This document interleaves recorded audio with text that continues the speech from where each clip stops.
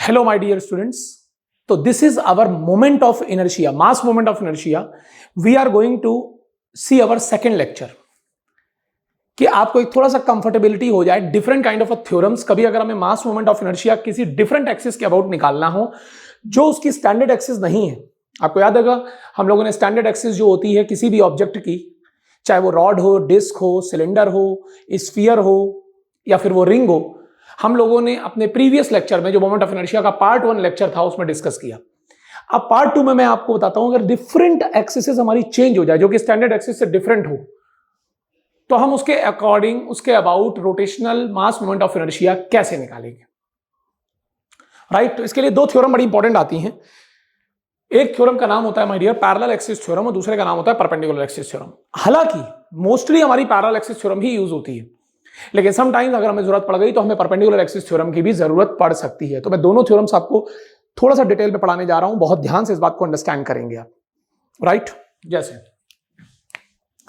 सबसे पहले हम लोग डिस्कस करने जा रहे हैं parallel axis theorem. And you must be very very careful to see this point कि पैरेलल एक्सिस थ्योरम में मैं आपको क्या बताने जा रहा हूं. इस बात को आपको बहुत ध्यान से अंडरस्टैंड करना है सो दैट किसी प्रकार का कोई कंफ्यूजन क्रिएट ना हो आपकी लाइफ में. कोई भी ऑब्जेक्ट, पैरेलल एक्सिस थ्योरम की सबसे खास बात यह है कि इसमें हम मोमेंट ऑफ इनर्शिया जो भी निकालेंगे उसके लिए हमको यह मालूम होना चाहिए कि what is the moment of inertia about it's centroidal axis, CG axis. वही जिसकी हम लोगों ने कल बात करी थी कि कोई एक्सिस जो हमारी सीजी से पास हो रही है, चाहे वो कोई भी एक्सिस हो बट वो सीजी से पास हो रही है, हमें उसके about moment of inertia known होना चाहिए बॉडी का. और शायद इसीलिए मैंने आपको उन एक्सिस के अबाउट डिफरेंट ऑब्जेक्ट्स के moment of inertia, mass moment of inertia पढ़ाए थे कि रॉड का क्या होता है, axis passing through CG perpendicular to the rod, and ring disc का क्या होता है, axis passing through CG perpendicular to its plane. फिर हमने स्फीयर का बताया था आपको, सॉलिड सिलेंडर, हॉलो सिलेंडर का भी वही होता है जो कि डिस्क और रिंग का होता है, सब कुछ बताया आपको. अब इसमें खास बात क्या है, एक बात फिर याद रखिएगा, क्योंकि हमारा मास यूनिफॉर्मली डिस्ट्रीब्यूटेड है तो इसलिए कहीं पर भी मैं सीजी बोलूं, सेंटर ऑफ ग्रेविटी बोलूं, सीएम बोलूं, सेंटर ऑफ मास बोलूं, सेंट्रॉइड बोलूं विच इज ज्योमेट्रिक सेंटर, या मैं सिंपल सेंटर बोलूं, एक ही बात है. ठीक है ना. तो चारों वर्ड सेम है, कोई परेशान ना हो कि सर वो हम सेंटर क्यों नहीं बोल रहे, सीजी क्यों बोल रहे, एक ही बात है. क्योंकि जब मास यूनिफॉर्मली डिस्ट्रीब्यूट होता है किसी भी सिस्टम में कि मटेरियल जो है यूनिफॉर्मली डिस्ट्रीब्यूटेड है, तो इस बात को समझ जाएं कि सीजी, सीएम, सेंट्रॉइड, इनमें कोई फर्क नहीं रह जाता. ओके. तो ना पैरेलल एक्सिस थ्योरम क्या कहती है, सपोज ये एक हमारी बॉडी है, कोई बॉडी हो सकती है, this is our body, feel this beauty. पहले आप एक्सिस थ्योरम समझिए, पैरेलल एक्सिस थ्योरम क्या है. ये इसकी सीजी है एंड दिस सीजी के अबाउट हम लोग ने इस एक्सिस के अबाउट इसका मोमेंट ऑफ इनर्शिया निकाल लिया था, जिसको मैं यहां पर लिख रहा हूं आई सीजी. इसके अबाउट मोमेंट ऑफ इनर्शिया इसका आई CG.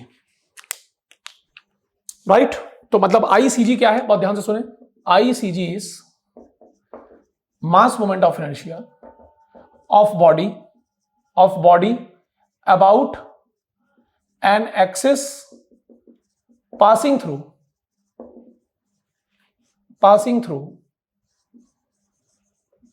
center of gravity or center of mass or centroid, whatever you say, क्योंकि यहां पर सब एक ही चीज है, चाहे हम इसको सेंटर ऑफ ग्रेविटी बोलते हैं, सेंटर ऑफ मास बोलते हैं, सेंट्रॉइड बोलते हैं, ये सारे पॉइंट सेम होते हैं if the mass is uniformly distributed. इस बात का ध्यान रखें. तो अगर इसके अबाउट इसका आईसीजी है जो कि हम लोगों ने कल निकाला था, तो कोई भी दूसरी एक्सिस जो इसके पैरेलल है, देखिए नाम ही क्लियर है, पैरेलल एक्सिस थ्योरम, कोई भी दूसरी एक्सिस जिसके अबाउट हम इसका rotational mass moment of inertia निकालना चाहते हैं, लेकिन वो एक्सिस इस एक्सिस के एग्जैक्टली पैरेलल होनी चाहिए, तभी ये थ्योरम लग पाएगी, नहीं तो नहीं लग पाएगी. राइट. कहीं पर भी हो वो एक्सिस, हो सकता है यहां हो सकता है बॉडी के बाहर हो सकता है और बाहर हो सकता है इधर हो सकता है इधर हो, एक्सिस कहीं भी हो सकती है बट एग्जैक्टली इसके पैरेलल है. तो मान लीजिए ये हमारी एक्सिस है, एक्सिस कहीं भी हो सकती है. फॉर एग्जांपल ये एक्सिस है. कुछ बच्चे सोचते हैं क्या सर उसका बॉडी पे होना जरूरी है. No no no no no no, ये कोई जरूरी नहीं है. ये सपोज एक दूसरी एक्सिस है, ठीक है ना. ये तो हमारी सीजी एक्सिस थी, this is your CG axis, but ये एक दूसरी एक्सिस है माय डियर जिसके अबाउट मोमेंट ऑफ इनर्शिया हमारा आई है, and this axis is exactly parallel to this CG axis. मतलब इस बात को आपको समझना है कि ये जो एक्सिस है मैं यहां पर लिख भी रहा हूं, दिस एक्सिस इज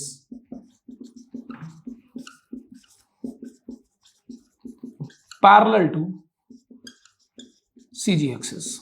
जैसे एक्सिस जो है एग्जैक्टली पैरेलल है सीजी एक्सिस से, और अगर इसकी डिस्टेंस हमारी यहां से डी है, फॉर एग्जांपल इन दोनों के बीच का जो गैप है वो डी है, तो पैरेलल एक्सिस थ्योरम ये कहती है कि अगर बॉडी का मास m है, इफ बॉडी मास, क्योंकि मास मोमेंट ऑफ इनर्शिया की बात कर रहे हैं, अगर बॉडी का मास m है और सीजी एक्सिस के अबाउट हमें इसका मोमेंट ऑफ इनर्शिया नोन है ICG, तो any axis which is parallel to this CG axis, उसके अबाउट जो मोमेंट ऑफ इनर्शिया होगा I, वो क्या होगा ICG plus mass of the body times जितनी डिस्टेंस पे वो एक्सिस है d डिस्टेंस, उसका स्क्वायर हम ऐड कर देते हैं।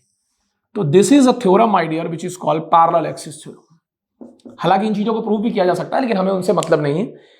मैं आप सोचो तो मैं डिराइव भी इसको कर सकता हूं, लेकिन उसका कोई फायदा नहीं है, हमें एप्लीकेशन में परफेक्ट होना चाहिए। लेकिन पॉइंट ये है कि ये मोमेंट ऑफ इनर्शिया जो हम लिखेंगे, इसके लिए हमें सीजी एक्सिस का मोमेंट ऑफ इनर्शिया नोन होना चाहिए, और इसी के रिस्पेक्ट में ये थ्योरम लगा सकते हैं। मेरी बात समझो इस बात को, ऐसे हवा में नहीं लगा सकते। सीजी एक्सिस के अबाउट हमको मोमेंट ऑफ इनर्शिया बिल्कुल 100% नोन होना चाहिए, बिल्कुल नोन होना चाहिए। Then only we can write my dear कि आई किसी भी एक्सिस, चाहे वो एक्सिस यहां हो, चाहे इधर हो, चाहे इधर हो, चाहे इधर हो, अगर उसकी डिस्टेंस इस एक्सिस से डी है, मैंने बोला ना जरूरी नहीं वो एक्सिस बॉडी के अंदर होगी, बॉडी के बाहर भी हो सकती है, लेकिन वो सीजी एक्सिस के एग्जैक्टली पैरेलल होना चाहिए जिसके अबाउट मोमेंट ऑफ इनर्शिया आपको नोन है। तो हम ये लिख सकते हैं कि उसके अबाउट जो आई होगा, ये जो आई होगा वो ICG plus MD square, D is the distance of that axis from CG axis. हम किसी भी दो एक्सिस के बीच में थ्योरम नहीं लगा सकते, सीजी एक्सिस से ही इसका आई निकलेगा, ये ध्यान रखना। पैरेलल एक्सिस थ्योरम इस बात को कंफर्म कर देती है कि हमें ICG के रिस्पेक्ट में ही हम इसको निकाल सकते हैं। आप सोचो, हम जैसे कल कोई बच्चा बोले सर हमें इस एक्सिस के about moment of inertia known था, तो क्या हम इस एक्सिस के अबाउट पैरेलल एक्सिस थ्योरम लगा सकते हैं? नो, नहीं लगा सकते, केवल सीजी एक्सिस के अबाउट लगा सकते हैं।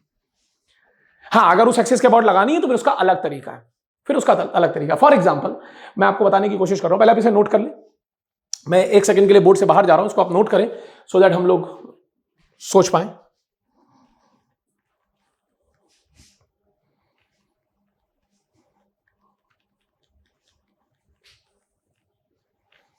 आप स्क्रीन को यहीं पॉज कर लें और नोट कर सकते हैं जो मैंने आपको बताया।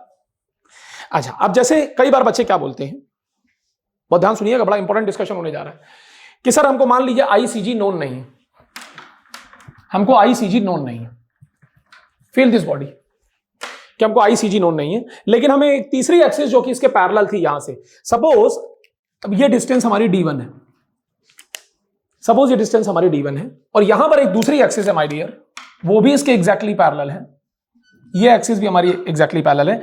इसके about moment of inertia I1 है, इसके about moment of inertia I2 है, और ये एक दूसरी एक्सिस है my dear, this is also parallel to this CG axis, and this gap is D1 and this gap is D2। अब एक बच्चा बोलता है सर अगर मैं I1 और I2 में रिलेशन निकालना चाहता हूं, जबकि ये तीनों एक्सिस पैरेलल है, हमारे सीजी एक्सिस के दोनों पैरेलल हैं, ये D1 डिस्टेंस पे, D2 डिस्टेंस पे, तो हम कैसे निकालेंगे? मैंने बोला parallel axis theorem is always applicable with respect to CG axis. Parallel axis theorem जो है वो सीजी एक्सिस पे ही एप्लीकेबल है। तो अगर मैं I1 लिखूंगा तो मुझे क्या लिखना पड़ेगा here? ICG plus M times D1 square, it's equation number 1। और अगर मैं I2 लिखूंगा तो भी मुझे सीजी एक्सिस से पैरेलल एक्सिस थ्योरम लगेगी। मतलब हम दो डिफरेंट एक्सिस से पैरेलल एक्सिस थ्योरम नहीं लगा सकते, सीजी एक्सिस से ही लगा सकते हैं। तो अगर हम I2 भी लिखेंगे तो सिंस ये इसके पैरेलल है, we can apply the parallel axis theorem. तो I2 मतलब moment of inertia, mass moment of inertia of this system about this axis will be ICG plus M times D2 square, ये D2 distance है यहां से। अब अगर हम I1 और I2 में रिलेशन निकालना चाहते हैं, अगर हम सोचना चाहते हैं कि I1 और I2 में क्या रिलेशन है, तो मैं इक्वेशन नंबर 1 में से इक्वेशन नंबर 2 माइनस कर सकता हूं by equation number 1 minus equation number 2। तो we can write I1 minus I2 is equal to ICG cancel हो गया, M times D1 square minus M times D2 square.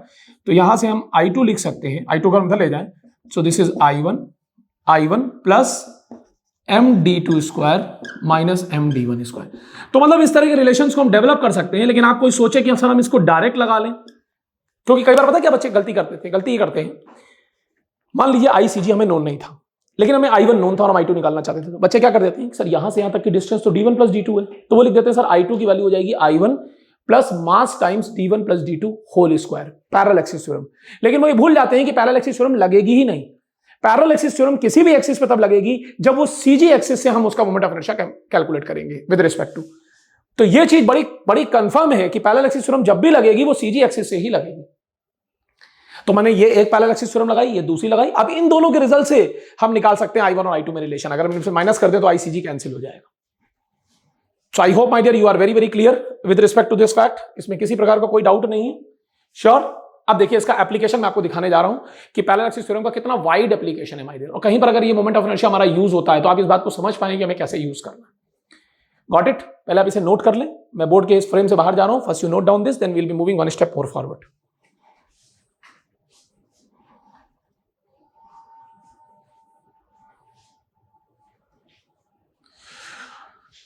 Okay my dear, so अब थोड़ा सा ध्यान से आप देखेंगे।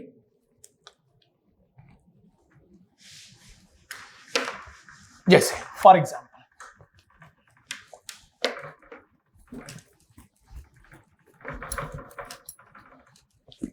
एप्लीकेशन तो देखिए ना, कहीं पर अगर जरूरत पड़ती है, अगर आपको इतना इतना जितना मैंने ज्ञान दे दिया पैरेलल एक्सिस थ्योरम में, अगर ये ज्ञान आपको क्लियर हो गया है तो मेरी गारंटी है कि आप पैरेलल एक्सिस थ्योरम कभी लगाने में गलती नहीं करेंगे।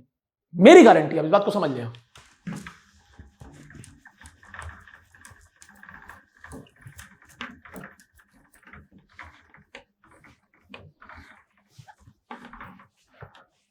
कभी गलती नहीं होगी आपसे।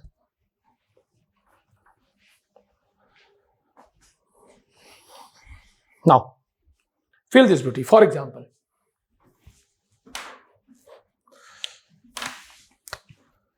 मैं एक दो एग्जाम्पल दिखा रहा हूं कि आपको कम से कम ये आइडिया लग जाए एग्जाम्पल को पढ़ के कि कहीं पर भी अगर हमें इस थ्योरम को अप्लाई करना है तो हम इसको किस तरह से अप्लाई करेंगे। ये एक आइडिया लगना बहुत जरूरी है।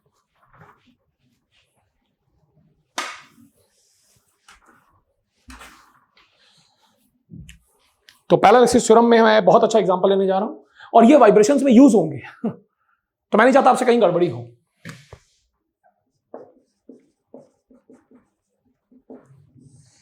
जैसे आपको याद होगा एक रॉड थी हमारी, ये हमारी रॉड थी।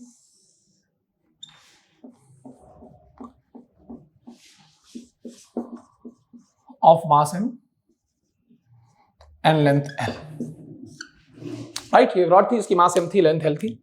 और आपको मालूम है माय डियर ये इसकी CG थी। और अबाउट द CG एक्सिस हम इसका मोमेंट ऑफ इनर्शिया बहुत अच्छे से जानते थे। कल हम लोग पढ़ चुके थे कि एक ऐसी एक्सिस जो रॉड की CG से पास करेगी लेकिन रॉड के परपेंडिकुलर होनी चाहिए। फिर वो एक्सिस कोई भी हो, चाहे ये हो, चाहे ये हो, चाहे ये हो, रॉड की CG से पास करे और रॉड के परपेंडिकुलर हो, बस ये श्योर है। ठीक है ना? तो इस एक्सिस के अबाउट मोमेंट ऑफ इनर्शिया हम लोगों ने कल पढ़ा था ml²/12 होता है। बोलो मेरे प्यारे बच्चों, पढ़ा था? इसीलिए मैंने आपको कल का लेक्चर क्लियर किया था कि पहले आप वो पढ़ के आइए सो दैट कभी कंफ्यूजन रह गए हो क्लास 11-12 में तो वो चीजें रिजॉल्व हो जाए। तो उसके अबाउट हमारा मोमेंट ऑफ इनर्शिया ml²/12 होता है। अब किसी ने बोला कि सर हमें इस एक्सिस के अबाउट मोमेंट ऑफ इनर्शिया चाहिए जो कि एग्जैक्टली इसके पैरेलल है, लेकिन अब ये रॉड की CG से पास नहीं कर रहा, ये रॉड के एंड से पास कर रहा है और एग्जैक्टली रॉड के परपेंडिकुलर है। मतलब मैं कह सकता हूं कि ये इसके एग्जैक्टली पैरेलल है दोनों। तो इसके अबाउट इसका I क्या होगा? बहुत सिंपल सी बात है। CG रॉड की कहां होगी? सेंटर पे होगी। आपको मालूम है ये डिस्टेंस क्या होगी? L/2 है ना, क्योंकि यूनिफॉर्मली डिस्ट्रीब्यूटेड सिस्टम होते हैं तो इनके CG सेंटर पे होते हैं। तो अगर हम यहां पैरेलल एक्सिस थ्योरम लगाते हैं तो ये I की वैल्यू क्या हो जाएगी? ICG प्लस मास टाइम्स कितना शिफ्ट कर रहे हैं हम इसको, CG से लगेगी। CG से कितनी डिस्टेंस है इस एक्सिस की?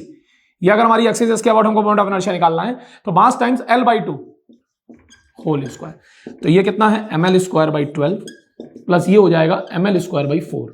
तो अगर हम इसको एलसीएम लें तो 12 3 + 1 4 ml² डिवाइड बाई 12, जिसको हम ml²/3 लिख सकते हैं।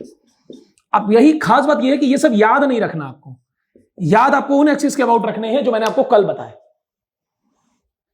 अब कहीं पर अगर हमें यूज होता है और हमारी एक्सिस ऑफ ऑसिलेशन ये है, मतलब इस एक्सिस के अबाउट मोशन हो रहा है, तो हमको moment of inertia, mass moment of inertia ml²/3 use करना है। अब कल कोई बच्चा बोले सर हमारी कोई एक्सिस यहां पर थी जो यहां से L/6 की डिस्टेंस पे थी, यहां से L/6 की डिस्टेंस पे थी, हम उसको भी लगा लेंगे भाई। इसके अबाउट ml²/12 है प्लस L/6 शिफ्ट कर देंगे m times L/6 whole square, add कर देंगे उसको, तो हमें वो भी मोमेंट ऑफ इनर्शिया मिल जाएगा। अब जैसे एक केस और दिखाता हूं। जैसे मान लीजिए कल हमने पढ़ा था डिस्क। ये डिस्क, थोड़ा सा मैं 3 डायमेंशनल व्यू बना रहा हूं कि आपको एक्सिस दिख जाए। ये हमारी डिस्क है, this is our disc. Of mass m and radius capital R। और आपको मालूम है एक ऐसी एक्सिस जो उसके सीजी से पास करे और डिस्क के प्लेन के परपेंडिकुलर हो। याद आया? ये हमारी सीजी एक्सिस थी, ये हमारी एक्सिस सीजी एक्सिस थी, बोलो बच्चों। और इसके अबाउट जो डिस्क का मोमेंट ऑफ इनर्शिया था वो mr²/2 था। आप मेरी बात समझ पा रहे हैं ना? जैसे मैं आपको डिस्क दिखाता हूं, जैसे मैं आप देखिए ये डिस्क मैं आपको दिखा रहा हूं, ये सीडी ड्राइव आपके सामने, तो ये डिस्क है। तो एक ऐसी एक्सिस जो डिस्क के सेंटर से पास कर रही है वो और डिस्क के प्लेन के परपेंडिकुलर हो, ये एक्सिस। इस एक्सिस के अबाउट इसका मोमेंट ऑफ इनर्शिया क्या था? क्या था? mr²/2। कल पढ़ लिया था हम लोगों ने। रिंग होती तो mr² था, लेकिन डिस्क है तो mr²/2। अब कोई कहता है सर नहीं, हमारी एक्सिस यहां नहीं है, यहां हमारी एक्सिस नहीं है, हमारी एक्सिस यहां है, या कल को यहां भी हो सकती है। मतलब डिपेंड करता है कि किसके अबाउट हमें निकालना है, वो तो प्रॉब्लम डिसाइड करेगा। जिसके अबाउट मोशन हो रहा होगा उसी के अबाउट निकालूंगा मैं। तो अगर मान लीजिए हमारी एक्सिस यहां है एग्जैक्टली, बस वो डिस्क के सेंटर से पास नहीं कर रही है, डिस्क के एंड से पास कर रही है, लेकिन डिस्क के प्लेन के परपेंडिकुलर है, something like that, something like that. मान लीजिए ये हमारी एक्सिस है। मेरी बात समझ रहे हैं? ये हमारी एक्सिस है, इसके अबाउट हमको आई निकालना है, और ये एग्जैक्टली इसके पैरेलल है, और इनके बीच की डिस्टेंस भी आप जानते हो क्या होगा, डिस्क का रेडियस r। तो इस एक्सिस के अबाउट जो आई होगा वो क्या होगा? पैरेलल एक्सिस थ्योरम अगर हम लगाएं तो आई जो होगा वो I C G plus mass of the disc, और कितनी डिस्टेंस है ये, रेडियस है ना डिस्क की, वो स्क्वायर ऐड कर देंगे। तो ये कितना है? mr² plus mr² which is 3/2 mr²। Feel this beauty. अब कल को कोई बोले सर नहीं हमारी एक्सिस यहां नहीं थी, हमारी एक्सिस यहां थी जो r/2 की डिस्टेंस पे थी, इस एक्सिस के बराबर है, हम वो भी निकाल लेंगे। उसमें क्या लिखेंगे? ICG plus m times r/2 whole square. तो मतलब ये हो जाएगा mr²/2 प्लस mr²/4, निकाल लेंगे। तो पैरेलल एक्सिस थ्योरम, बस एक बात हमें ध्यान रखना है कि वो जब रिलेट करेगी किसी भी एक्सिस के अबाउट मोमेंट ऑफ इनर्शिया, तो वो एक्सिस सीजी एक्सिस से ही रिलेट होगी, और सीजी एक्सिस के वो पैरेलल होनी चाहिए, किसी और एक्सिस के अबाउट हम रिलेट नहीं कर सकते। मेरी बात समझ रहे हो ना? तो इस बात को गलती नहीं करना है। तो मैंने आपको एक दो एग्जांपल में अप्लाई करके इसलिए दिखाया कि कभी हमें जरूरत पड़ी तो हम पैरेलल एक्सिस थ्योरम को अप्लाई कर सकते हैं।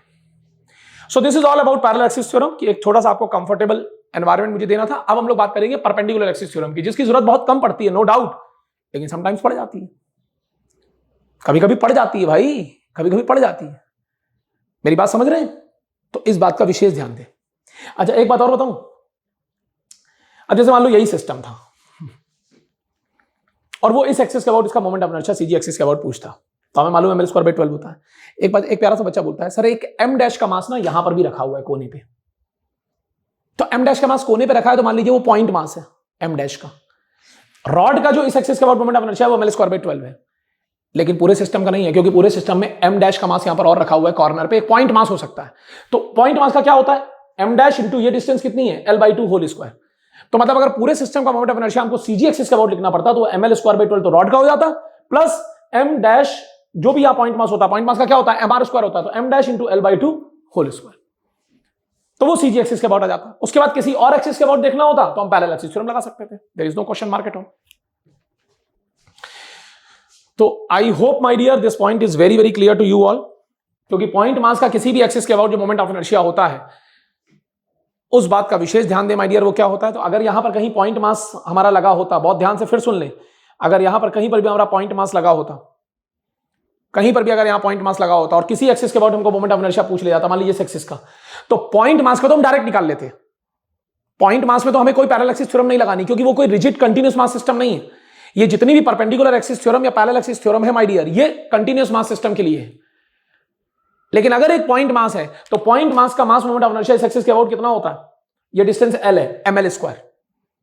सीजी के अबाउट पूछता तो ml/2 होल स्क्वायर कर देते, लेकिन इसके अबाउट ml²। अब रही कंटीन्यूअस मास सिस्टम, उसका इस एक्सिस के अबाउट मैं निकाल ही चुका हूं, ml²/3। तो ml²/3 में अगर हम यहां पर जो छोटा सा m डैश का मास रखा हुआ है वो m डैश इंटू l² और ऐड कर दें, तो total moment of inertia of system I आ जाएगा अबाउट दिस एक्सिस। ये जितनी भी आप पैरेलल और परपेंडिकुलर एक्सिस थ्योरम पढ़ रहे हैं बच्चों, ये समझ लीजिएगा, ये एक कंटीन्यूअस मास सिस्टम्स के लिए है, एक पॉइंट मास के लिए नहीं। पॉइंट मास का तो मोमेंट ऑफ इनर्शिया सबसे इजी है, डिस्टेंस देखो और जो मास है मास इंटू डिस्टेंस स्क्वायर कर दो, दैट्स इट। जिस एक्सिस के अबाउट निकालना उस एक्सिस से डिस्टेंस देख लो उसकी। हाँ, कंटीन्यूअस मास बॉडी है तो उसका अगर हमको किसी एक्सिस के अबाउट मोमेंट ऑफ इनर्शिया चाहिए, तो अगर हमको ICG मालूम है और उसके पैरेलल वो एक्सिस है, then we can apply the parallel axis theorem, there is no no no no no question mark at all. तो my dear students, I hope आपको ये बात बिल्कुल क्लियर हो गई। आप इसे नोट करें, हम परपेंडिकुलर एक्सिस थ्योरम आपको बताने जा रहे हैं। बहुत कम यूज है, लेकिन कभी कभी उसका भी यूज आ जाता है, इसको नोट करें।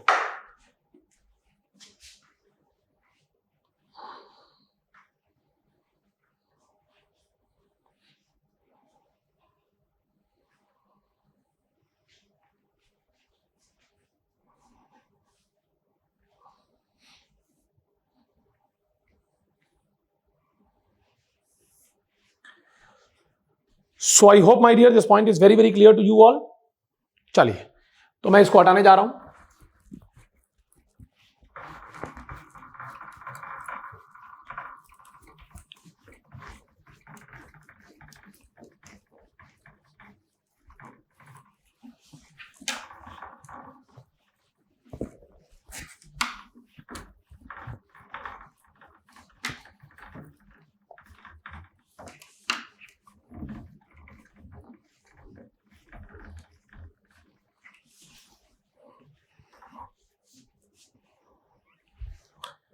Now, feel this beauty. What is perpendicular axis theorem?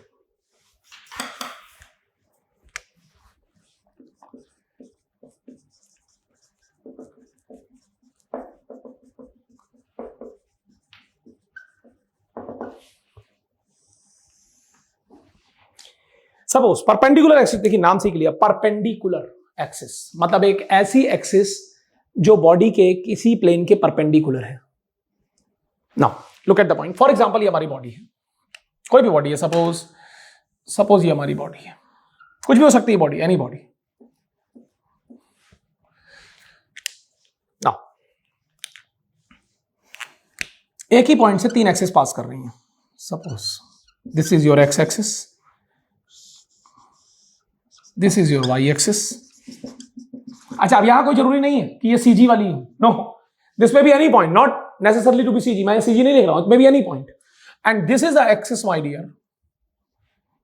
which is your Z axis. This is your Z axis. Are you getting my point? X and Y, they are in plane. This is your body.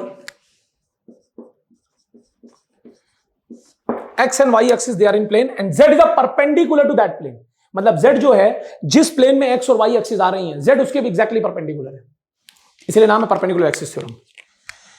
X and Y axis are in the plane, but Z axis is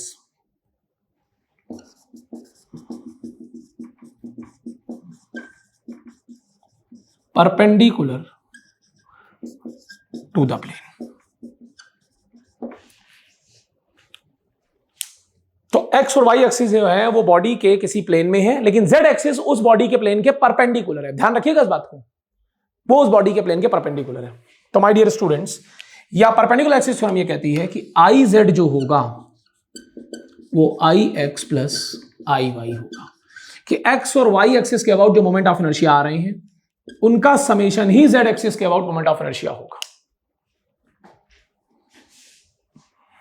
are you getting my point? बहुत ध्यान से इस बात को समझे। X और Y axis के about जो मोमेंट ऑफ इनर्शिया आ रहे हैं, जेड एक्सिस के about exactly moment of inertia उस एक्स और वाई एक्सिस का समेशन होगा। मैं इसको आपको हल्का सा एक छोटा सा रिदम भी देता हूं कि कैसे ये लिखा गया है। जैसे मान लीजिए यहां पर कोई पॉइंट, हम एक छोटा सा पॉइंट उठाएं, सपोज यहां पर एक छोटा सा मास होगा डीएम, ठीक है? तो नो डाउट माय डियर, इसका एक ये इसका एक्स कोऑर्डिनेट होगा, फील करो, और ये इसका वाई कोऑर्डिनेट होगा। तो अगर इसका देखा जाए तो एक्स एक्सिस से इसकी डिस्टेंस कितनी है? वाई। अरे फील करो ना, अगर हमारी एक्सिस ये है, ये एक्स एक्सिस है, तो एक्स एक्सिस से इसकी डिस्टेंस कितनी है? अगर यहां एक्स वाई कोऑर्डिनेट में लिख रहा हूं, वाई। फील करो, अगर मान लीजिए इसका इस प्लेन में कोऑर्डिनेट, इस बॉडी के प्लेन में इसके जो कोऑर्डिनेट है वो एक्स कॉमा वाई है, तो ये एक्स एक्सिस है, ये वाई एक्सिस है, तो इसका मतलब ये डिस्टेंस वाई होगी, ये डिस्टेंस एक्स होगी। फील करो मेरे लाल, फील करो। जैसे मैं छोटा सा ऑब्जेक्ट उठा रहा हूं, क्योंकि कई बार बच्चे ना पैरेलल एक्सिस थ्योरम समझ जाते हैं, लेकिन ये समझ नहीं पाते सर ये कैसे लिख दिया गया। जैसे मान लीजिए ये एक ऑब्जेक्ट है, क्लियर? ये हमारी जेड एक्सिस है, सपोज ये एक्स एक्सिस है, ये वाई एक्सिस है। अब मान लीजिए यहां पर एक कोऑर्डिनेट है, फील करो, जिसके कोऑर्डिनेट एक्स और वाई है। क्लियर है ना? तो ये एक्स एक्सिस, ये वाई एक्सिस, तो क्या मैं कह सकता हूं ये डिस्टेंस एक्स, ये डिस्टेंस वाई। तो अगर हम इसकी वाई एक्सिस से डिस्टेंस देखेंगे तो एक्स हो जाएगी, और एक्स एक्सिस से डिस्टेंस देखेंगे इस मास की तो वाई हो जाएगी। छोटा सा मास उठा रहा हूं मैं, मान लीजिए यहां पर एक छोटा सा मास है, डीएम मास है, मान लीजिए डिफरेंशियल एलिमेंट, छोटा सा मैंने डिफरेंशियल एलिमेंट उठाया, ये सपोज ये डिफरेंशियल एलिमेंट है डीएम, फील करो छोटा सा डिफरेंशियल एलिमेंट है। तो अगर मैं इसका आई एक्स लिखता हूं, फील दिस ब्यूटी, तो एक बच्चा बोलेगा सर एक्स एक्सिस से इसकी डिस्टेंस वाई है, तो हम क्या लिखेंगे, डीएम इंटू वाई स्क्वायर। भाई एक पॉइंट मास का मोमेंट ऑफ इनर्शिया तो यही होता है ना। और वाई एक्सिस से, ये वाई एक्सिस है, वाई एक्सिस से इसकी डिस्टेंस क्या है, एक्स है। तो वाई एक्सिस से इसकी डिस्टेंस एक्स है, तो डीएम मास का मोमेंट ऑफ इनर्शिया जो आई वाई एक्सिस के अबाउट होगा वो डीएम इंटू एक्स स्क्वायर होगा। क्लियर। और माय डियर, अगर जेड एक्सिस से इसकी डिस्टेंस, ये डिस्टेंस अगर आर है, फील द ब्यूटी, अगर जेड एक्सिस है, ये जेड एक्सिस है, ये कोऑर्डिनेट थे जिनके कोऑर्डिनेट एक्स एंड वाई है, अगर जेड एक्सिस से उसकी डिस्टेंस आर है, तो उसी स्मॉल पॉइंट मास की बात करो, क्योंकि जो देखो जो एक डिफरेंशियल मास के लिए हो रहा है वही सब डिफरेंशियल मासेस के लिए होगा। तो जो रिलेशन इस डिफरेंशियल मास के लिए आ गया वही पूरी बॉडी के लिए भी काम करेगा, राइट। तो अगर उसकी डिस्टेंस यहां से आर है, तो क्या मैं कह सकता हूं जो आई जेड होगा वो डीएम इंटू आर स्क्वायर होगा। नाउ अब अगर हम लोग I x plus I Y लिखें, फील द ब्यूटी, तो ये क्या होगा, dm into Y square plus dm into X square. तो जिसको मैं डीएम को कॉमन ले सकता हूं in bracket X square plus Y square. My dear students, Pythagoras theorem अगर हम लोग लगाएं, सोचो ये एक्स एक्सिस है, ये वाई एक्सिस है, ये जेड एक्सिस है, ये वाई, ये एक्स, ये जेड एक्सिस है, ये पॉइंट के कोऑर्डिनेट अगर एक्स एंड वाई हैं, तो ये जो आर डिस्टेंस होगी, पाइथागोरस थ्योरम लगाएं तो क्या मैं कह सकता हूं R square is equal to X square plus Y square, क्योंकि ये एक्स एक्सिस एक्स कोऑर्डिनेट, ये वाई एक्सिस वाई कोऑर्डिनेट, तो X square plus Y square is equal to R square. तो क्या मैं कह सकता हूं कि ये जो X square plus Y square है ये आर स्क्वायर है पाइथागोरस थ्योरम से। अरे फील करो ना, अगर हम ये ट्राइंगल उठा लें तो एक्स और वाई के बीच में तो एंगल 90 है, एक्स और वाई के, तो ये एक्स है ये वाई है, तो ये आर स्क्वायर क्या होगा, 3 डायमेंशनल पिक्चर है ना, तो आपको थोड़ा सा ऐसे दिख रहा है, बट एक्चुअल में तो ये ऐसे है ना। अगर मैंने आपको दिखाया तो ये मान लो ये एक्स एक्सिस है, ये वाई एक्सिस है, ये जेड एक्सिस है, तो X square plus Y square is equal to R square. तो क्या मैं कह सकता हूं इसको मैं डीएम इंटू आर स्क्वायर लिख सकता हूं, और डीएम इंटू आर स्क्वायर किसके इक्वल था, जेड के इक्वल था। तो मतलब यहां से मैं इसको प्रूव कर सकता हूं is equal to I Z. So therefore लिखा गया है I Z is equal to I x plus I Y. लेकिन ध्यान रखना एक्स और वाई एक प्लेन में है और जेड उस प्लेन के एग्जैक्टली परपेंडिकुलर है। कई बार बच्चे इसमें भी डाउट लेते हैं कि सर क्या ये पॉइंट, जिस पॉइंट से एक्सिस है, क्या ये सीजी पे होना जरूरी है? नो, ये बॉडी में कहीं पर भी हो, इट इज वैलिड स्टेटमेंट। ये पूरी बॉडी में कहीं पर, यहां कहीं मैंने लिखा कि ये सेंटर से ही पास करें एक्सिस, ये कहीं पर भी हो, इसमें सीजी का कोई मतलब नहीं है। लेकिन हाँ, all 3 axis should pass through same point, X and Y should be in plane, but Z axis should be perpendicular to that plane. तो अगर ऐसा होता है तो हम लोग इसके मोमेंट ऑफ इनर्शिया को ये लिख सकते हैं। इसका भी एक छोटा सा एग्जांपल आपको बताता हूं, आपका दिल बाग बाग हो जाएगा कि कभी अगर इसकी जरूरत पड़े तो हम इसको कैसे निकाल सकते हैं। Feel this beauty. तो सबसे पहले हम इस चीज को नोट कर लें, पॉज कर लें इस वीडियो को, मैं बाहर जा रहा हूं फ्रेम के, उसके बाद हम लोग इसके एग्जाम्पल पे आ रहे हैं।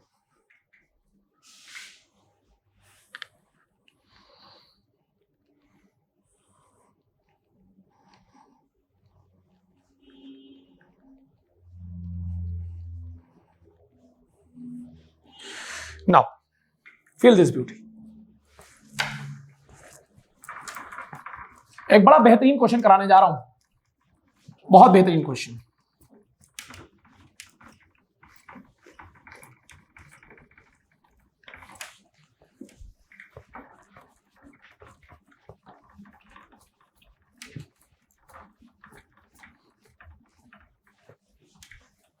जैसे अगर कभी आपसे पूछ लिया जाए, फॉर एग्जांपल, बहुत बेहतरीन क्वेश्चन कि परपेंडिकुलर एक्सिस थ्योरम की जरूरत कैसे पड़ जाती है और कहां पड़ जाती है। फॉर एग्जांपल, अगर कोई हमसे कभी पूछ ले कि what is the mass moment of inertia of disc या रिंग, कुछ भी, कोई भी ऑब्जेक्ट ले लें, मेरे तो एक मेन पर्पज है आपको क्वेश्चन कराने का। Mass moment of inertia of disc और रिंग, कुछ भी लिख लें, about its diameter axis, about its diameter axis. मतलब समझो हमारी डिस्क है, हमारे डिस्क है, ये आपको दिख रहा है डिस्क है, ये देखिए ये डिस्क है। इस डिस्क का mass moment of inertia diameter axis, मतलब एक ऐसी एक्सिस जो डायमीटर के अलॉन्ग हो, ये या ये कोई भी, जो क्योंकि जो भी लाइन इसके सेंटर से पास कर रही है और डिस्क के प्लेन में है, प्लेन के परपेंडिकुलर नहीं हो रहा, प्लेन में है, वो डायमीटर एक्सिस है, वही डायमीटर एक्सिस है। उसके अबाउट मोमेंट ऑफ इनर्शिया क्या होगा? अब बड़ी ध्यान से सुनना बच्चों, हम इसको थोड़ा सा टेक्निक से निकालेंगे। मान लीजिए ये हमने डिस्क ले ली,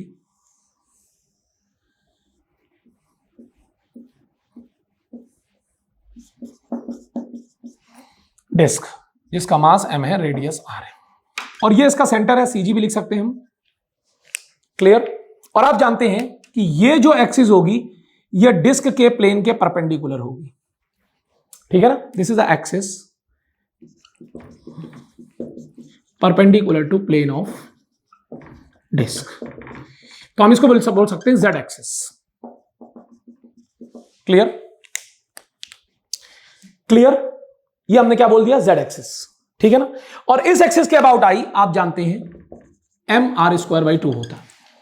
बहुत प्यार से समझो भाई, आप पढ़ चुके हो, कल मैंने आपको पढ़ाया था, एक ऐसी एक्सिस जो डिस्क के सेंटर से पास हो और डिस्क के प्लेन के परपेंडिकुलर हो, उसके बाद उसका मोमेंट ऑफ इनर्शिया क्या होता है भाई, ICG mr²/2, क्योंकि लेकिन वो एक्सिस डिस्क के प्लेन में नहीं है, डिस्क के प्लेन के परपेंडिकुलर है, कल पढ़ाया मैंने आपको, इसलिए मैंने बोला था एक्सिस का विशेष ध्यान दीजिएगा, एक्सिस का आपने ध्यान नहीं दिया चीजें गलत हो जाएंगी। अब हम यहां पर दो एक्सिस कंसीडर करते हैं, दोनों डायमीटर एक्सिस कंसीडर करते हैं।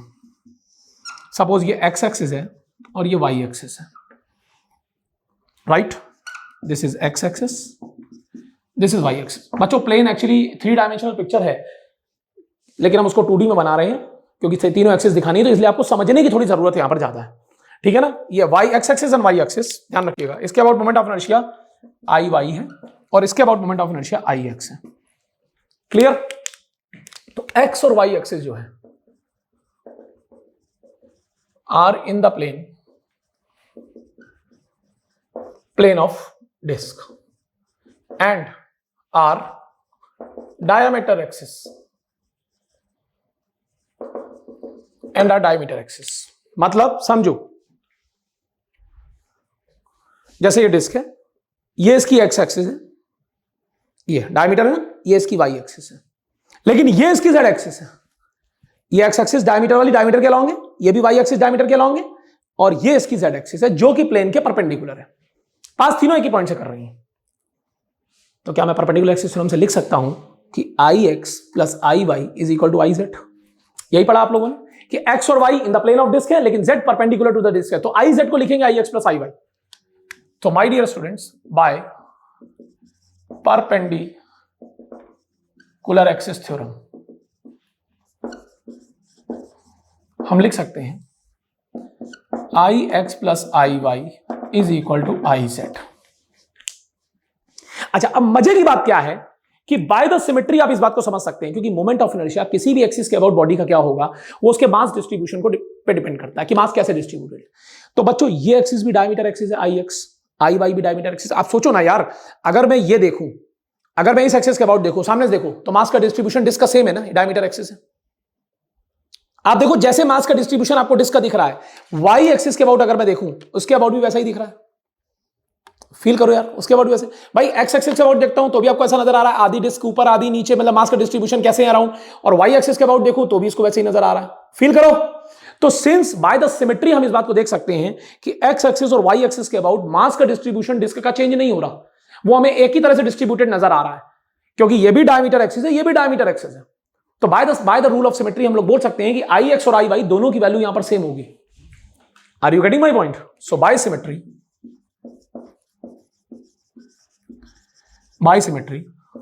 I x is equal to I Y because both are diameter axis, दोनों डायमीटर के अलॉन्ग है ना यार। तो इसी को हम लिख सकते हैं लेट्स से आई। तो क्या मैं कह सकता हूं कि आई एक्स और आई वाई दोनों को मैंने आई लिख दिया जब दोनों सेम है, तो यहां मैं लिख सकता हूं I plus I is equal to I Z. तो 2i is equal to I Z. I Z कितना है? आई जेड हम जानते हैं डिस्क का कितना है इस एक्सिस के अबाउट, जो उसके सेंटर से पास हो रही है और डिस्क के प्लेन के परपेंडिकुलर है, mr²/2। तो यहां से i की वैल्यू आ जाएगी mr²/4। तो किसी भी डिस्क का मोमेंट ऑफ इनर्शिया अपनी डायमीटर एक्सिस के अबाउट mr²/4 होता है। अब कोई बच्चा पूछ लेता ना सर ये डिस्क है और इसका इस एक्सिस के बाद डायमीटर के अबाउट मोमेंट ऑफ इनर्शिया क्या होगा, इसके अबाउट क्या होगा, ये एक्सिस हमारी यार इसके अबाउट क्या होगा, ये सामने देखिए तो आपको ऐसे नजर आएगा डायमीटर के अलाउंग क्या होगा। तो डायमीटर के अलाउंग इसका मोमेंट ऑफ इनर्शिया जो होगा, अगर ये एक्सिस है, अगर ये एक्सिस है या ये एक्सिस है, कोई भी है डायमीटर के अलाउंग या कोई भी हो, मान लो ये भी एक्सिस है, ये भी डायमीटर ही है, तो इसके अबाउट मोमेंट ऑफ इनर्शिया इसका m²/4 है। अब कभी अगर कोई बच्चा सोच ले कि सर इसके अबाउट हमें मालूम है और पास तो ये भी सीजी से कर रही है, डिस्क का सेंटर इसका सीजी है, यस और नो, और वो इसके अबाउट पूछ ले, फील करो, अब लगा लो पैरेलल एक्सिस थ्योरम, क्योंकि इसके अबाउट आपको मालूम पड़ गया, तो ये एक्सिस एग्जैक्टली इसके पैरेलल है, ये भी डिस्क के प्लेन में है, परपेंडिकुलर नहीं है, लेकिन ये डायमीटर एक्सिस के पैरेलल है, सीजी से पास नहीं कर रही। अब पैरेलल एक्सिस थ्योरम लगाइए, इसके अबाउट कितना है mr²/4 और कितना शिफ्ट करना है r, तो m टाइम्स r² ऐड कर दीजिए, mr²/4 plus mr², that is mr²/4 plus mr², that is 5mr²/4। तो अगर इस एक्सिस के बाद हमसे कोई पूछेगा, मतलब ये मान लीजिए डिस्क है और इसकी एज से एक ऐसी एक्सिस पास कर रही है जो डिस्क पे बिल्कुल टेंजेंशियल है, परपेंडिकुलर नहीं है, अगर इसके अबाउट निकालना होता तो मैं इसके अबाउट पैरेलल एक्सिस थ्योरम लगाता, लेकिन इसके अबाउट निकालना है तो पहले मुझे इसके अबाउट पैरेलल एक्सिस थ्योरम लगानी पड़ेगी, और इसके अबाउट पैरेलल एक्सिस थ्योरम तभी लग पाएगी जब इसके अबाउट आपको मोमेंट ऑफ इनर्शिया क्लियर होगा, और for that we have applied perpendicular axis theorem, कि पता तो लगा कि डायमीटर एक्सिस के अबाउट मोमेंट ऑफ इनर्शिया क्या होना है, mr²/4। तो आई होप माय डियर आपको ये अच्छे से आइडिया लगा होगा, इसलिए मैंने थोड़ा सा ओपन किया। X and Y axis are in the plane of a object, लेकिन जेड एक्सिस उस ऑब्जेक्ट के प्लेन के परपेंडिकुलर है, तभी लगेगा। जैसे यहां पर कल को एक बच्चा बोल ले सर क्या मैं ऐसे भी लिख सकता हूं I x is equal to I y plus I z, गलत हो जाएगा, क्योंकि एक्स और वाई एक्सिस ऑब्जेक्ट के प्लेन में है, जेड ऑब्जेक्ट के प्लेन के परपेंडिकुलर है, तभी नाम है परपेंडिकुलर एक्सिस थ्योरम। और यहां पर अगर किसी ऑब्जेक्ट में मान लीजिए एक्स और वाई एक्सिस के about moment of inertia same नहीं है, मतलब सिमेट्रिसिटी नहीं है, तो हम नहीं लिख सकते इसको 2i ना, फिर हमको ये लिखना पड़ेगा I x plus I Y is equal to I z. अब यहां तो हम दोनों डायमीटर एक्सिस थी, तो आई एक्स भी सेम होगा, आई वाई भी वही होगा, आई एक्स के इक्वल, तो इसलिए मैंने इसको 2i लिख दिया। यही आई एक्स है, यही आई एक्स है बच्चों, और यही आई वाई है। सो आई होप माय डियर आपको एक लॉजिकल पॉइंट पे क्लियर हुई होंगी चीजें, किसी प्रकार का कोई डाउट नहीं आना चाहिए इस पॉइंट पे, बिल्कुल लॉजिकल वे से आपको ये चीजें क्लियर हुई होंगी, इसमें कहीं कोई दर्द नहीं है अगर आपने अच्छे से मेरी बात को सुन लिया। चलिए एक लास्ट पॉइंट और बताऊंगा और उसके बाद इस डिस्कशन को क्लोज कर दूंगा, उसका नाम है रेडियस ऑफ जायरेशन, कि रेडियस ऑफ जायरेशन क्या होता है, जिसको जाय रेडियस का नाम भी दिया जाता है। पहले मैं बोर्ड से बाहर जा रहा हूं, उसको अच्छे से नोट कर ले, पॉज कर लीजिए वीडियो, नोट कर लीजिए।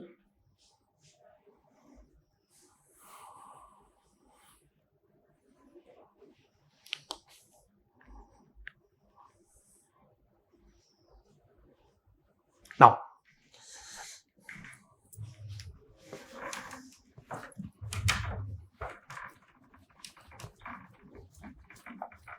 इसमें काफी बच्चे कंफ्यूज होते हैं रेडियस ऑफ जायरेशन में, तो इसलिए मैं बताने की कोशिश कर रहा हूं आपको कि गलती नहीं करेंगे आप इसमें।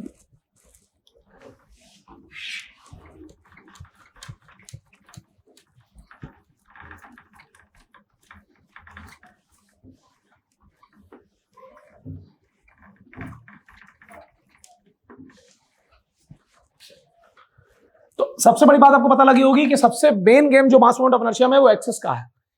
आपको बात बिल्कुल क्लियर होनी चाहिए कि आप किस बॉडी का मास मोमेंट ऑफ इनर्शिया निकाल रहे हैं और किस एक्सिस के अबाउट निकाल रहे हैं। एक्सिस का बहुत मेजर रोल है, अगर एक्सिस का रोल को आप नहीं समझेंगे तो चीजें गलत हो जाएंगी। इस बात को बिल्कुल यहां फीड कर लो, यहां। Now feel this beauty.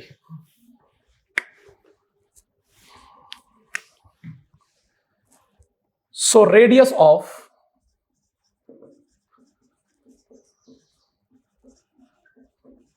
Gyration, इसको बच्चों हम लोग स्मॉल के से रिप्रेजेंट करते हैं। ये क्या होती है, इसको जाय रेडियस भी बोला जाता है, कुछ लोग इसको जाय रेडियस का भी नाम देते हैं। So it is a distance from the axis, क्योंकि देखिए हम एक्सिस के अबाउट ही बात कर रहे हैं। It is a distance from the axis, it is a distance from the axis where when complete mass of the body is concentrated gives same mass moment of inertia as given by will give the same mass moment of inertia as of actual body about the same axis. समझो इस बात को, ये एक बड़ा important चीज है। कभी एग्जामिनर अगर आपको किसी न्यूमेरिकल में ये चीज दे देता है तो आप इसको समझना बहुत जरूरी है, इसका मतलब क्या है। जैसे मान लीजिए कोई एक बॉडी थी, ये कंटिन्यूअस बॉडी जिसमें मास का डिस्ट्रीब्यूशन था, ये कंप्लीट बॉडी थी जिसका मास m था, किसी भी शेप में हो सकती है बॉडी। और मान लीजिए ये कोई एक्सिस है, ये कोई एक्सिस है,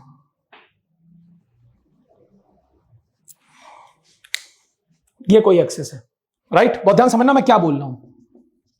जिस एक्सिस के अबाउट इस कंप्लीट बॉडी का एक मास मोमेंट ऑफ इनर्शिया आई है, और फॉर एग्जांपल ये आई जानते हैं या नहीं जानते हैं, बट आई है एक मास moment of inertia about this axis of this body, ठीक है ना।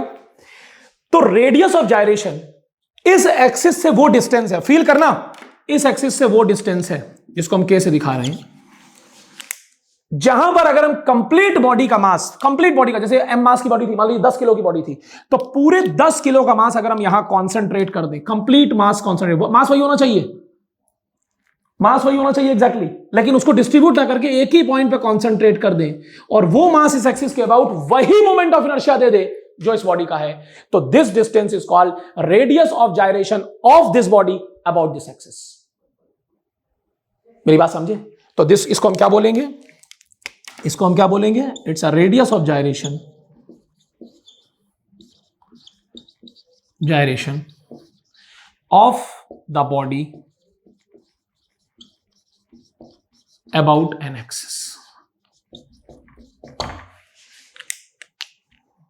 ये थोड़ा हाइपोथेटिकल कॉन्सेप्ट है, लेकिन सोचो कि अगर कंप्लीट बॉडी किसी एक्सिस के अबाउट एक मोमेंट ऑफ इनर्शिया दे रही है, तो उसी एक्सिस के अबाउट अगर हम उस कंप्लीट बॉडी को लाइक अ पॉइंट मास एक जगह कॉन्सेंट्रेट करा दें एक पर्टिकुलर डिस्टेंस पे, और वो वही मोमेंट ऑफ इनर्शिया दे दे जो एग्जैक्टली इस बॉडी का है, तो आप समझ जाइए इस डिस्टेंस को, इस बॉडी की रेडियस ऑफ जायरेशन का नाम दिया जाएगा अबाउट दिस एक्सिस। एक्सिस का बार बार रोल, अगर एक्सिस चेंज हुई तो रेडियस ऑफ जायरेशन चेंज हो जाएगी।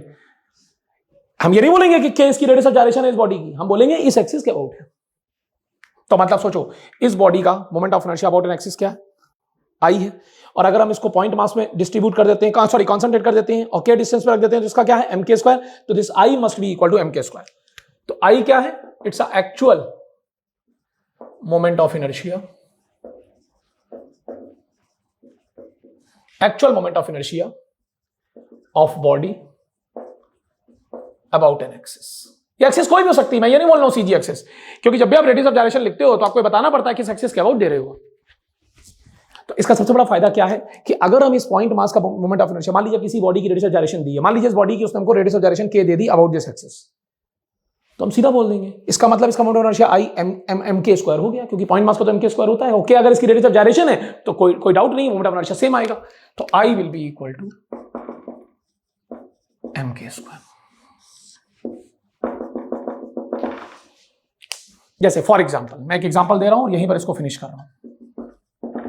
दो एग्जाम्पल देता हूं, मान लीजिए पहला एग्जाम्पल है, ये रॉड है, आपको मालूम है ये इसकी सीजी है, लेकिन और इसका मास m है, लेंथ l है, क्लियर। मान लीजिए इसकी एक्सिस यहां पर है, ये इसकी एक्सिस है, और किसी ने हमसे पूछा कि इस एक्सिस के अबाउट इसकी रेडियस ऑफ जायरेशन कितनी होगी, कैसे निकालेंगे। तो देखो आप जानते हो इस एक्सिस के अबाउट इसका मोमेंट ऑफ इनर्शिया क्या होता है, आई ml स्क्वायर बाई 3, अभी बताया था, क्योंकि आप मालूम है सीजी एक्सिस के अबाउट कितना होता है ml स्क्वायर बाई 12, तो पैरेलल एक्सिस थ्योरम लगाते हैं तो ml square by 12 plus ml by 2 whole square ml square by 3 आता है। अभी मैंने कराया था, एग्जांपल कराया था ये पैरेलल एक्सिस थ्योरम के बाद। तो आप जानते हो कि इस रॉड का मोमेंट ऑफ इनर्शिया इसके अबाउट ml स्क्वायर बाई 3 आता है। अब किसी ने अगर हमसे पूछा what is the radius of gyration of this body, this rod about this axis, तो हम क्या करेंगे, इसको इक्वेट कर देंगे एम के स्क्वायर से। भाई हम तो यही बोलेंगे ना कि इस एक्सिस से के डिस्टेंस पे एक ऐसा पॉइंट मास लगाओ जिस मास की वैल्यू एग्जैक्टली इतनी हो जो इस रॉड की थी, और वो सेम मोमेंट ऑफ इनर्शिया दे दे, जो इसका आ रहा है भाई उसका आ जाए। तो अगर हम यहां से देखें तो यहां से हमारी के स्क्वायर की वैल्यू क्या आ जाएगी, L square by 3, so that means K value will be L upon under root 3। तो मतलब this is a radius of gyration of this rod, ऐसे नहीं बोलेगा कोई, अगर ये बोला तो चीजें गलत हो जाएंगी। This is the radius of gyration of this rod about this axis. इस एक्सिस के अबाउट अगर इस रॉड की रेडियस ऑफ जायरेशन लिखेंगे तो वो L/√3 होगी। समझ गए ना, अबाउट दिस एक्सिस। तो ये जो रेडियस ऑफ जायरेशन है ये अबाउट दिस एक्सिस। अब मान लीजिए यही सिस्टम हमारा चेंज हो जाता है, मान लीजिए यही रॉड हमारी कुछ ऐसी हो गई। मैं एक एग्जांपल ले रहा हूं, मतलब ये कोई भी एग्जांपल हो सकता है, कल को डिस्क हो सकती है, रिंग हो सकती है। ये एक रॉड है जिसका मास m है, लेंथ है, लेकिन अब इसकी जो एक्सिस है वो CG से पास हो रही है और रॉड के परपेंडिकुलर है, ये एक्सिस है। तो CG एक्सिस के अबाउट आप इसका मोमेंट ऑफ इनर्शिया जानते हैं। इस एक्सिस के अबाउट क्या होता है, I, ये होता है mL²/12।